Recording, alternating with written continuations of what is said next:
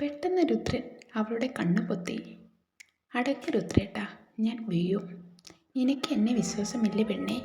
പിന്നെ അവൾ ഒന്നും മിണ്ടിയില്ല. കുറച്ചു സമയത്തിന് ശേഷം അവൻ അവളുടെ കണ്ണിൽ നിന്നും കൈയെടുത്തു. അത് കണ്ടപ്പോൾ അവൾ സന്തോഷത്തോടെ അതിൻ്റെ അടുത്തേക്ക് പോയി. അവിടുത്തെ കാഴ്ച കണ്ടിട്ട് അവളുടെ കണ്ണുകൾ സന്തോഷത്താൽ നിറഞ്ഞു. അവൾ പതിയെ മുന്നിലേക്ക് നടന്നു. അതിലേക്ക് നോക്കി. അത് അവളുടെ തന്നെ ചിത്രമായിരുന്നു. ജീവന് തുടിക്കും പോലത്തെ ചിത്രം. ഒരു വലിയ ക്യാൻവാസിൽ മനോഹരമായി പകർത്തിയിരുന്നു.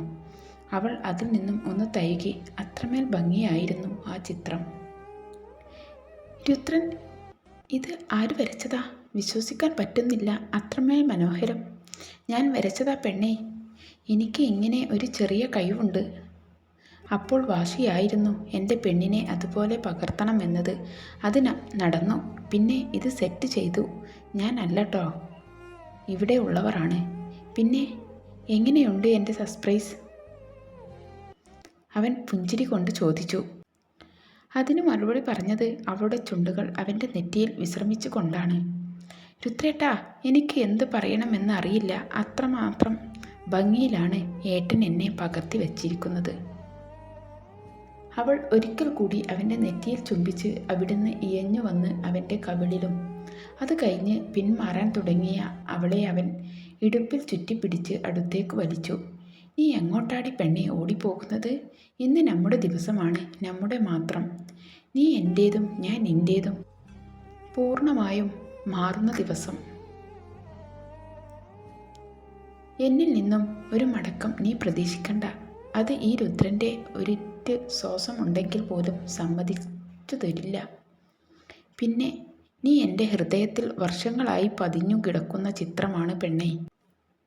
ആരിലും മായ്ക്കാൻ പറ്റാത്ത ചിത്രം. അതുകൊണ്ടാണ് ഈ ചിത്രം ഇത്ര മികവോടെ എനിക്ക് വരച്ച് ചേർക്കാൻ സാധിച്ചത്. ഞാനും ഒരു മടങ്ങിപ്പോക്ക് ആഗ്രഹിക്കുന്നില്ല രുദ്രേട്ടാ. കാരണം എനിക്ക് നീ ഇല്ലാതെ പറ്റില്ല കാല. നിന്റെ സാമീപ്യമില്ലാതെ, നിന്റെ ചുംബനമില്ലാതെ, നിന്റെ തലോടലില്ലാതെ, നിന്റെ ചേർത്ത് പിടിക്കലില്ലാതെ ആദിക്ക ഈ ലോകത്ത് ജീവിക്കാൻ ആഗ്രഹിക്കുന്നില്ല ഒരു ജന്മങ്ങളിലും. അതിന് മറുപടിയായിട്ട് അവൻ അവളെ ചേർത്ത് പിടിച്ചു. ആദരങ്ങളിൽ ആഴ്ന്നിറങ്ങിയിരുന്നു. അവളും അവനെ അവളിലേക്ക് ചേർത്ത് വെച്ചിരുന്നു. ഒരു ദീർഘചുംബനം കഴിഞ്ഞ് പിന്മാറുമ്പോൾ അവൾ കിതച്ചുകൊണ്ട് രുദ്രൻ്റെ നെഞ്ചിലേക്ക് ചാഞ്ഞിരുന്നു. അവനും അവളെ ചേർത്ത് പിടിച്ച് തലോടിയിരുന്നു. മൗനമായി പ്രണയം കൈമാറി നിമിഷങ്ങൾ. യക്ഷിപ്പെണ്ണെ, വിശക്കുന്നില്ലേ? അവൾ ഇല്ല എന്ന പോലെ തലയാട്ടി. എനിക്ക് വേണ്ട. എനിക്ക് ഇങ്ങനെ ഏട്ടനോട് ചേർന്നിരുന്നാൽ മതി. വേറെ ഒന്നും വേണ്ട. പോ പെണ്ണെ, കളിക്കാതെ ഇരുന്ന് ചിണുങ്ങാതെ എൻ്റെ യക്ഷിപ്പെണ്ണ് കഴിക്കാൻ വായോ. അവൻ അവളെ ചേർത്ത് പിടിച്ച് അവർക്ക് വേണ്ടി സെറ്റ് ചെയ്തിരുന്ന ക്യാൻറ്റീൻ നൈറ്റ് ഡിന്നറിന് വേണ്ടി ഉള്ള ടേബിളിലേക്ക് ചെന്നിരുന്നു. അവൻ തന്നെയാണ് അവൾക്ക് പകർന്നു നൽകിയത്. ആ മനോഹരമായ സന്ധ്യയിൽ അവർ പരസ്പരം ഒരുപാട് സ്നേഹത്തോടെ കുറുമ്പിലോടെ ആഹാരം കഴിച്ചു. പരസ്പരം ആഹാരം വാരിക്കൊടുക്കുമ്പോഴും അവർ കണ്ണുകളാൽ പ്രണയം കൈമാറുമായിരുന്നു. അതുപോലെ അവനും കുറുമ്പോടെ അവളുടെ വിരലുകൾ നുണഞ്ഞിരുന്നു. അവരുടെ പ്രണയ നിമിഷങ്ങൾ കൂട്ടായി മനോഹരമായ പ്രണയഗാനങ്ങളും ഒഴുകിയെത്തിയിരുന്നു. അവർ രണ്ടുപേരും കൈ കഴുകി എണീച്ചപ്പോഴാണ് അവരുടെ രണ്ടുപേരുടെയും പ്രിയപ്പെട്ട ഗാനം അവരുടെ കാതുകളിലെത്തിയത്. ആ പാട്ടിൻ്റെ ഓരോ വരികളും ഇഴുകിച്ചേർന്ന് രണ്ടുപേരും മനോഹരമായി നൃത്തം ചെയ്തു. അവൻ അവളുടെ ഇടുപ്പിലൂടെ കൈകൾ ചുറ്റി. അവൾ അവൻ്റെ തോളിൽ കൈവച്ച് കണ്ണുകൾ കൊണ്ട് പരസ്പരം നോക്കി. അവരുടെ ചുണ്ടുകളാൽ ആ പാട്ടിൻ്റെ ഓരോ വരികളും കൂടെ പാടിയിരുന്നു. അവരുടെ ചുറ്റിനും ഉള്ള കാര്യങ്ങളൊന്നും അവർ അറിഞ്ഞിരുന്നില്ല. അവർ അവരുടേതായ ലോകത്തായിരുന്നു. ആ പാട്ട് അവസാനിച്ചപ്പോഴേക്കും അവർ രണ്ടുപേരും ഇറുകെ പുണർന്നിരുന്നു. യക്ഷിപ്പെണ്ണെ, ഞാൻ എടുക്കുക നിന്നെ മുഴുവനായിട്ട്. എൻഡ് മീ രുദ്രേട്ട, എൻ്റെ കാലിൻ്റെ പ്രണയത്തിൽ ലയിച്ചേരാൻ ആയി ഞാനും കാത്തിരിക്കുവാണ്. I am ready to accept your love. Rudran അവളെ കോരിയെടുത്ത് അവരുടെ റൂമിലേക്ക് കൊണ്ടുപോയി. അവൻ അവളെ താഴേക്കിറക്കാതെ തന്നെ അവളെ കൊണ്ട് ഡോക്ടർ അടുപ്പിച്ച പരസ്പരം കണ്ണുകൾ കോർത്തിരുന്നു. അവളെ അവൻ പതിയെ ബെഡിലേക്ക് കിടത്തി. അവളുടെ നെറ്റിയിലേക്ക് ചുംബിച്ചു. തുടർന്ന് അവളുടെ കവിളിലും അവളുടെ നാസികത്തുമ്പിലും അവൾ അവനെ കൂടുതൽ അവളിലേക്ക് അടുപ്പിച്ചു. പതിയെ അവൻ്റെ ചുണ്ടുകൾ അവളുടെ ചുണ്ടുകളെ പൊതിഞ്ഞിരുന്നു. അവൾ നൽകുന്ന ഓരോ വേദനയും അവൻ അവളിലേക്ക് പടർന്നു കയറാനുള്ള ആവേശം കുട്ടിയാതെ ഉള്ളൂ. ആ രാത്രിയിൽ കോരിച്ചെരിയുന്ന മഞ്ഞിൻ്റെ തണുപ്പിൽ കാലൻ അവൻ്റെ യക്ഷിപ്പെണ്ണിനെ എല്ലാ അർത്ഥത്തിലും സ്വന്തമാക്കി. ഒരു കിതപ്പോടെ അവളുടെ മാറിലേക്ക് അവൻ ചാഞ്ഞുപോയി. അവൻ അവനെ തലോടി. Love you. മറുപടിയായി അവൻ അവളുടെ നെറ്റിയിൽ ഒരു സ്നേഹചുംബനം നൽകിക്കൊണ്ട് അവളെ അവൻ്റെ നെഞ്ചിലേക്ക് എടുത്തു കിടത്തി. പതിയെ കണ്ണുകൾ അടച്ച് രണ്ടുപേരും നിദ്രയിൽ പുലുകി. പിറ്റേ ദിവസം ആദ്യം എഴുന്നേറ്റത് രുദ്രനായിരുന്നു. അവൻ്റെ നെഞ്ചിൽ ഒരു പൂച്ചക്കുഞ്ഞിനെ പോലെ തൻ്റെ സ്നേഹങ്ങളെ ഏറ്റുവാങ്ങി പതുങ്ങിക്കിടക്കുന്ന അവളെ കണ്ടപ്പോൾ അവൻ അതിയായ സന്തോഷവും ബഹുമാനവും തോന്നി. അവൻ അവളെ ഒരിക്കൽ കൂടി ചേർത്ത് പിടിച്ചു. അന്നു മുതൽ അവരുടെ പ്രണയാദിനങ്ങൾ പയതിനേക്കാൾ ശക്തിയോടെ തുടങ്ങുകയായിരുന്നു. ആ ഒരാഴ്ച കാലം അവരുടേത് തന്നെ ലോകത്തായിരുന്നു. ഇന്നവർ കുളുമണാലിയോട് യാത്ര പറയുകയാണ്. അവരുടെ പ്രണയത്താൽ സാക്ഷിയായ മഞ്ഞുമലകളോടുമൊക്കെ. വൈകുന്നേരം ഒരു 5:30 അവർ എറണാകുളം എത്തിച്ചേർന്നു. യക്ഷിപ്പെണ്ണേ, ഒന്ന് പോ രുദ്രേട്ടാ. അവർ വീട്ടിലേക്ക് തിരിച്ചു. അവർ വീട്ടിലേക്ക് എത്തിയപ്പോഴാണ് ഒരു കാർ മുറ്റത്ത് കിടക്കുന്നത് കണ്ടത്. ഇത് ആരുടെ കാറാണ് രുദ്രേട്ടാ? മോളെ, ഇത് സാഹു അച്ഛൻ്റെ കാറാണല്ലോ. അതായത് ആദിയേട്ടൻ്റെ അച്ഛനാണോ രുദ്രേട്ടാ? ആണ്. വാ, നമുക്ക് പോകാം. അവർ ടാക്സിയിൽ നിന്ന് ലഗേജ് എടുത്ത് അകത്തേക്ക് നടന്നു. പക്ഷേ ഉള്ളിലേക്ക് നടന്നപ്പോൾ അവിടുത്തെ സംസാരം കേട്ട് അവരുടെ രണ്ടുപേരുടെയും കണ്ണുകൾ നിറഞ്ഞു. ആദി, നീ ഇനി എന്തൊക്കെ പറഞ്ഞാലും ഈ കല്യാണം നടക്കാൻ ഞാൻ സമ്മതിക്കില്ല. നിന്റെ അച്ഛൻ സഹദേവാണ് പറയുന്നത്. ആ വാക്കുകൾ കേട്ടിട്ട് നിഹ പൊട്ടിക്കരഞ്ഞു പോയിരുന്നു. അച്ഛൻ എന്തൊക്കെ പറഞ്ഞാലും ഈ ആദികേശിൻ്റെ ജീവിതത്തിൽ ഒരേ ഒരു പെണ്ണുള്ളൂ. അത് നിഹാരിക ആണ്. എന്ന് വെച്ച് ഞാൻ അച്ഛനെ ധിക്കരിക്കില്ല. അച്ഛൻ പേടിക്കണ്ട. മറ്റാരും പെണ്ണും എൻ്റെ ലൈഫിൽ ഉണ്ടാവില്ല. ഈ ജന്മത്തിൽ ഒന്നാവാൻ പറ്റില്ലെങ്കിലും അടുത്ത ജന്മമെങ്കിലും ആദി അവൻ്റെ പ്രണയമായ നിഹയെ സ്വന്തമാക്കിയിരിക്കും. നിഹയുടെ കരച്ചിലിൻ്റെ ശബ്ദം കൂടി വന്നു. ഇതൊക്കെ കണ്ട് ഞെട്ടി നിൽക്കുന്ന രുദ്രൻ അവൻ്റെ കുഞ്ഞു പെങ്ങളുടെ ഏങ്ങൽ അടിയുടെ ശബ്ദമാണ് പുറത്തേക്ക് കൊണ്ടുവന്നത്. അവൻ്റെ നെഞ്ച് പിടഞ്ഞു. കണ്ണുകൾ ചുമന്നു കണ്ണുനീർ വന്നു. അല്ലെങ്കിലും അങ്ങനെയാണ്. പെങ്ങന്മാരും ആങ്ങളമാരും തല്ലുകൂടുമെങ്കിലും കരയുമെങ്കിലും പുറത്തുനിന്ന് ഒരാൾ കാരണം സ്വന്തം പെങ്ങളുടെ കണ്ണൊന്ന് നിറഞ്ഞാൽ ഏതൊരു ആങ്ങളുടെയും നെഞ്ചു പിടയും. അതുപോലെ തന്നെയായിരുന്നു ആദുവിൻ്റെ അവസ്ഥയും. തൻ്റെ ഏതൊരു അവസ്ഥയിലും താങ്ങും തങ്ങലുമായി നിന്നവൾ നെഞ്ചു പൊട്ടിക്കരയുന്ന കാഴ്ച അവൾ സഹിക്കാനാവുന്നതിലും അപ്പുറമായിരുന്നു. രുദ്ര മുന്നിലേക്ക് വന്നു നിഹയെ നെഞ്ചോട് ചേർത്ത് പിടിച്ചു. അവളും അവൻ്റെ നെഞ്ചിൽ കരഞ്ഞു തീർത്തു. ആദുവിനും മനസ്സിലാവുക ആര് രുദ്രൻ്റെ ഉള്ളിലെ കൂടപ്പിറപ്പിനോടുള്ള സ്നേഹം. അപ്പോഴാണ് മറ്റുള്ളവർ ഇവർ വന്നത് ശ്രദ്ധിക്കുന്നത്. എന്താ അച്ഛാ, അമ്മ എവിടെ? ഒന്ന് പറഞ്ഞുതാ.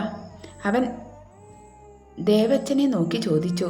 മോനെ, അത് ദേവച്ചൻ്റെയും ദേവു അമ്മയുടെയും മുഖത്തേക്ക് സങ്കടം നിയലിച്ചു കാണുമായിരുന്നു. അതേസമയം രേവു അമ്മയുടെ രേവതി സഹോദരി ആദി, എൻ്റെ അമ്മ കോളേജ് പ്രൊഫസറാണ്.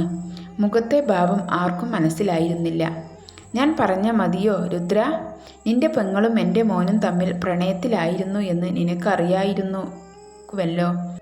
കുറച്ചുകൂടി വ്യക്തമായി പറഞ്ഞാൽ ആദികേശും നിഹാരികയും ഇന്ന് ഇവിടെ വെച്ച് പിരിയും. അച്ഛന് തെറ്റി. ആദിയും നിഹയും ശരീരം കൊണ്ട് നിങ്ങൾ പിരിക്കാൻ സാധിക്കുമായിരിക്കും. പക്ഷേ മനസ്സുകൊണ്ട് നിഹ തന്നെയായിരിക്കും എൻ്റെ നല്ല പാതി. അവളുടെ മികവോടെ ഉള്ള ഓർമ്മകൾ മാത്രം മതി എനിക്ക് ജീവിക്കാൻ. അവൾക്കും. അച്ഛനെ എതിർത്ത് എനിക്ക് വേണമെങ്കിൽ ഈ വിവാഹം നടത്താം. പക്ഷേ അത് ഞാൻ ചെയ്യില്ല. കാരണം ഞാൻ ഇന്ന് ഈ നിലയിൽ നിൽക്കുന്നുണ്ടെങ്കിൽ അതിന് കാരണം അച്ഛനും അമ്മയുമാണ്. അതുകൊണ്ട് മാത്രം ഞാൻ അവളെ വിവാഹം കഴിക്കാതിരിക്കാം, കാണാതിരിക്കാം. പക്ഷേ അവളെ മറക്കാൻ മാത്രം എന്നോട് പറയരുത്. അവളുടെ ഓർമ്മകൾ എന്നിൽ നിന്നും വലിച്ചെറിയാൻ ശ്രമിച്ചാൽ പിന്നെ ആ ആദി ഉണ്ടാവില്ല. രുദ്രൻ അവൻ്റെ ജീവനായ ആദിയുടെ വാക്കുകൾ കേട്ടപ്പോൾ അവൻ്റെ ഉള്ളിലെ കാമുകനോടും മകനോടും ഒരേ സമയം ബഹുമാനം തോന്നിപ്പോയിരുന്നു. എവിടേക്കടാ നീ പറഞ്ഞു കയറി പോണത്? ഇതിൽ നിന്നും എന്ത് സന്തോഷമാണ് സാഹു അച്ഛൻ നിങ്ങൾക്ക് കിട്ടാണത്? എനിക്കറിയാവുന്ന അച്ഛൻ ഇങ്ങനെയല്ല. സ്വന്തം മോനെ മനസ്സിലാക്കാൻ പറ്റാതെ പോയല്ലോ നിങ്ങൾക്ക്. ഡാ ദേവാ, നിന്റെ മോൻ അങ്ങ് വളർന്നു പോയല്ലോ. എതിർത്തു പറയാൻ ഒക്കെ പഠിച്ചു പോയല്ലോ. സ്വന്തം കൂടപ്പിറപ്പിനെയും കൂട്ടുകാരനെയും ഒരുപോലെ സ്നേഹിക്കുന്ന ഒരു മനുഷ്യൻ ഇതൊക്കെ പറയാൻ പറ്റൂ സഹു അച്ഛാ? ഒരുപാട് കേട്ടിരുന്നു ആദി ഏട്ടൻ്റെ വായിൽ നിന്നും. ഈ രണ്ടു പേരോടും സാഹു അച്ഛനും രേവു അമ്മയും സ്നേഹനിധിയായ അച്ഛനമ്മമാർ, കൂട്ടുകാരനെ പോലെ തന്നെ നോക്കുന്ന അച്ഛനെ പറ്റിയെല്ലാം. ആരാലും തോൽപ്പിക്കാൻ പറ്റാത്ത പ്രണയത്തിലും കല്യാണം കഴിച്ചവർ. പക്ഷേ നേരിട്ട് കണ്ടപ്പോൾ ഇത്രയും പ്രതീക്ഷിച്ചിട്ടില്ല. ഒരു പുച്ഛ മുഖഭാവത്തിലൂടെ ആദു പറഞ്ഞു നിർത്തി. നിർത്ത്! ആ ശബ്ദം കേട്ട ഭാഗത്തേക്ക് നോക്കിയപ്പോൾ കണ്ടു തലയിൽ രണ്ട് കൈയും ചേർത്ത് വെച്ച് അലറുന്ന നിഹയെ. തനിക്ക് വേണ്ടി വാക്കുകൾ കൊണ്ട് പോരാട്ടം നടത്തുന്ന തൻ്റെ ജീവനെയും കൂടപ്പിറപ്പിനെയും കൂട്ടുകാരിയെയും ഇനിയും അവരുടെ മുന്നിൽ മോശക്കാരാവരുത് എന്നുള്ളത് കൊണ്ട് അവൾ കണ്ണുകൾ തുടച്ചുകൊണ്ട് അവരുടെ അടുത്തേക്ക് നടന്നു. മതി, എനിക്ക് വേണ്ടി സംസാരിച്ചത്. ഏട്ടാ ആദു, ഇനി ആരും ഒന്നും മിണ്ടരുത്. അങ്കിൾ പറഞ്ഞതുപോലെ നടക്കട്ടെ. എന്നെപ്പോലെ ഒരു പെൺകുട്ടിയെ അല്ലായിരിക്കും മരുമകളായിട്ട് കണ്ടത്. നല്ല ഒരു കുട്ടിയെ കൊണ്ട് ഏട്ടനെ വിവാഹം കഴിപ്പിക്കട്ടെ. അല്ലെങ്കിൽ നിഹക്ക് നല്ലതൊന്നും കിട്ടാൻ വിധിച്ചിട്ടില്ല. ഒരു നശിച്ച ജന്മമാണ് അല്ലേ ഏട്ടാ എൻ്റെ മോളെ? അവൻ അവളെ നെഞ്ചോട് ചേർത്ത് പിടിച്ചു. നിഹ, അലറണ്ട ആദിയേട്ടാ, ഞാൻ പറഞ്ഞത് സത്യവാ. ഏട്ടൻ എല്ലാം മറക്കണം. ഞാനും എല്ലാം മറക്കാൻ പോവുക. ഏട്ടൻ തന്നെ എത്ര തവണ പറഞ്ഞിട്ടുണ്ട് അച്ഛൻ്റെയും അമ്മയുടെയും സ്നേഹത്തെ പറ്റി. അത് ഇല്ലാതെ വളർന്ന് എനിക്ക് അറിയാം അതിൻ്റെ വില. ഞാൻ കാരണം അത് തകരാൻ പാടില്ല. ഞാൻ തിരിച്ചു പോവാ. കാർണടക്ക്. രുദ്രേട്ടാ, എൻ്റെ ടിക്കറ്റ് ഒന്ന് ബുക്ക് ചെയ്തേക്കണേ. ഒരു ചെറു പുഞ്ചിരിയോടെ രുദ്രനെ നോക്കി അവൾ പറഞ്ഞു. ഇനി ഒരു തിരിച്ചുവരവ് ഉണ്ടാവുമോ എന്ന് അറിയില്ല. സന്തോഷമായിട്ടിരിക്കണം. അച്ഛനെയും അമ്മയെയും വിഷമിപ്പിക്കരുത്. ഈ ഒരു ചെറിയ സമയത്തിന് തന്നെ ഏട്ടൻ്റെ സ്നേഹം ഞാൻ ആവോളം ആസ്വദിച്ചിട്ടുണ്ട്. ഈ പെണ്ണിന് അത്രമാത്രം മതി ഇനി മുന്നോട്ട് ജീവിക്കാൻ. എല്ലാ പ്രണയങ്ങളും വിജയിക്കണം എന്നില്ല ഏട്ടാ. നമുക്ക് വിധിയില്ല. ഈ ജന്മത്തിൽ ഏട്ടൻ്റെ കൂടെ ജീവിക്കേണ്ടത് മറ്റൊരു പെണ്ണായിരിക്കാം. ആദ്യം അവളെ നെഞ്ചിലേക്കിട്ട് മുറുകെ പുണർന്നു. ഇനി നീ ഒരു അക്ഷരം പറയരുത് പെണ്ണേ. ഞാൻ സഹിക്കില്ല. ഒരു പക്ഷേ ഞാൻ നിന്നെ തല്ലിപ്പോകും. പക്ഷേ അത് ചെയ്യാത്തതിന് നിന്നെ ഞാൻ ഒരിക്കലും നോവിക്കില്ല എന്ന് വാക്ക് തന്നോട് മാത്രമാണ്. എൻ്റെ പേരിൻ്റെ കൂടെ വേറൊരു പെണ്ണിനെ പറയാൻ നിനക്ക് എങ്ങനെ ധൈര്യം വന്നു പെണ്ണേ? നീ എൻ്റെയാ, എൻ്റെ മാത്രം, ഈ ആദികേശിൻ്റെ മാത്രം പെണ്ണ്. അവളും അവൻ്റെ നെഞ്ചിൽ ചാഞ്ഞുകിടന്ന് പൊട്ടിക്കരയുകയായിരുന്നു. പക്ഷേ പെട്ടെന്ന് ബോധം വന്നപ്പോൾ പോലെ അവൾ പിടഞ്ഞു മാറി. ഞാൻ പോവാ ഏട്ടാ. അവൾ അതും പറഞ്ഞ് കൊണ്ട് സ്റ്റെയറിൻ്റെ അടുക്കിലേക്ക് പോയി. മോളെ, അവൾ ഞെട്ടിത്തിരിഞ്ഞു നോക്കി. അത് വേറെ ആരുമല്ലായിരുന്നു, നമ്മുടെ സാഹു അച്ഛൻ ആയിരുന്നു. പേടിച്ചു പോയോ പിള്ളാരെ? അവൾ അതേപടി നിന്നു. രുദ്രൻ്റെയും ആദുവിൻ്റെയും ആദിയുടെയും നിഹയുടെയും മുഖത്ത് അന്താളിപ്പായിരുന്നു. എങ്കിൽ ദേവച്ചൻ്റെയും ദേവമ്മയുടെയും ദേവമ്മയുടെയും മുഖത്ത് നിറഞ്ഞ പുഞ്ചിരിയുമായിരുന്നു. അച്ചുവിൻ്റെ നിഹമോൾ, ഇങ്ങ് വായോ. എടാ കൊച്ചേർക്ക് വായി അടക്കടാ. സ്നേഹം കൂടുമ്പോൾ ആദിയും അവൻ്റെ അച്ഛനും മച്ചാന്മാരാണ്. അപ്പോൾ ഇങ്ങനെയാണ് വിളിക്കുന്നത്. അച്ഛൻ എന്നെ ഇപ്പോൾ എന്താ വിളിച്ചത്? കൊച്ചേർക്ക. എന്ന്. പോയി നിന്റെ പെൺപിള്ളയെ വിളിച്ചോണ്ട് വാടാ. അവർക്ക് 4 പേർക്കും എന്താണ് നടക്കുന്നതെന്ന് മനസ്സിലായിരുന്നില്ല. ആദി പോയി നിഹയെ വിളിച്ചോണ്ട് വന്നു. സുഹു അവളെ ചേർത്ത് പിടിച്ചു. അച്ഛൻ്റെ മോൾ പേടിച്ചു പോയോ? ഒരുപാട് വിഷമിപ്പിച്ചോ ഞാൻ നിന്നെ? എൻ്റെ മോൻ കിട്ടുന്നതിലും വലിയ പുണ്യം വേറെ എന്താണ് മോളെ? നീ എൻ്റെ ആദിയുടെ പെണ്ണ് തന്നെയാണ്. സാഹു അച്ഛ, ഒന്ന് തെളിച്ചു പറ, ഞങ്ങൾക്കൊന്നും മനസ്സിലാവുന്നില്ല. പറയടാ മോനെ. ഞാൻ പറയാം സാഹു ഏട്ടാ. മോനെ രുദ്ര, അതായത് ഇവിടെ നടന്നത് ചെറിയൊരു നാടകമാണ്. മനസ്സിലായില്ല അല്ലേ? ഞാൻ പറഞ്ഞു തരാം. നിനക്ക് അറിയാലോ മോനെ, നീയും ഇവനും ഞങ്ങൾക്ക് സ്വന്തം മക്കൾ തന്നെയാണ്. എന്തു പറയാനുള്ള സ്വാതന്ത്ര്യം നിങ്ങൾക്ക് തന്നിട്ടുണ്ട്. എന്നിട്ട് കൂടി ഈ കാര്യം നിങ്ങൾ ഞങ്ങളോട് തുറന്നു പറഞ്ഞില്ല. ശരിക്കും വിഷമം തോന്നി ഞങ്ങൾ 4 പേർക്കും. ദേവേട്ടനും ദേവിയും അപ്രതീക്ഷിതമായി ആണ് ആദിയുടെയും നിഹയുടെയും സംസാരത്തിൽ കൂടി അവർ തമ്മിൽ ഇഷ്ടമാണെന്ന് അറിഞ്ഞത്. നിങ്ങൾ ഹണിമൂൺ പോയ ദിവസം ശരിക്കും സങ്കടം തോന്നി. അതുകൊണ്ടാണ് നിങ്ങൾക്കുള്ള ചെറിയ പണി എന്ന നിലയിൽ ഞങ്ങൾ ഇത്രയും നേരം ഇവിടെ പറഞ്ഞത്. അതുകൊണ്ട് തന്നെ നിങ്ങൾ പരസ്പരമുള്ള സ്നേഹത്തിൻ്റെ ആയം ഞങ്ങൾക്ക് ഒരിക്കൽ കൂടി മനസ്സിലായി. എൻ്റെ പ്രിയപ്പെട്ട സൽപുത്രനെ പൂട്ടാനാണ് ഞങ്ങൾ വന്നത്. അമ്മ, അച്ഛ, സോറി. അവൻ 2 പേരോടും കെട്ടിപ്പിടിച്ചു. ഇത് കണ്ട് നിഹയോടും ചുണ്ടിൽ ഒരു പുഞ്ചിരി ഉണ്ടായിരുന്നു. നിഹ മോളെ, എന്തിനാ മാറി നിൽക്കുന്നേ? എനിക്ക് ഒരു മോളെ വേണമെന്ന് പണ്ട് തൊട്ടുള്ള ആഗ്രഹമായിരുന്നു. അതുകൊണ്ട് ദൈവം തന്നതാ ഈ ചക്കര കുട്ടിയെ. ഇങ്ങു വാ. അവളും വന്ന് അവരോട് ചേർന്ന് നിന്നു. രേവതി അവളെ ചേർത്ത് പിടിച്ചു. ദേവച്ച, ദേവമ്മേ, എന്നോട് ക്ഷമിക്കണം, സോറി. അവരും വന്ന് അവളെ ചേർത്ത് പിടിച്ചു. ഞങ്ങൾക്ക് ചെറിയ ഒരു വിഷമമുണ്ടായിരുന്നു, പക്ഷേ ഇപ്പോൾ ഇല്ല. ദേവച്ചനും അവളുടെ മൂർത്താവിൽ ഒരു ചുംബനം നൽകി. ആദിയെ ചേർത്ത് പിടിച്ച് അവർക്കും അത് മതിയായിരുന്നു. ഇത് കണ്ട് കുശുമ്പ് കയറിയ ആദുവിനെയും ആദി വലിച്ച് അവരുടെ ചേർത്ത് നിർത്തി. ഡാ സൂത്രധാര, നീ എന്ത് നോക്കിക്കൊണ്ട് നിൽക്കുക? വാടാ ഇവിടെ. രുദ്രൻ ചിരിച്ചുകൊണ്ട് അവരെ ചേർത്ത് പിടിച്ചു. അപ്പോഴത്തിന് രുദ്രൻ്റെ ഫോണിൽ അവൻ്റെ സെറ്റ് ചെയ്ത ടൈമറിൽ ആ കുടുംബം ചിത്രം മനോഹരമായി പകർന്നിരുന്നു.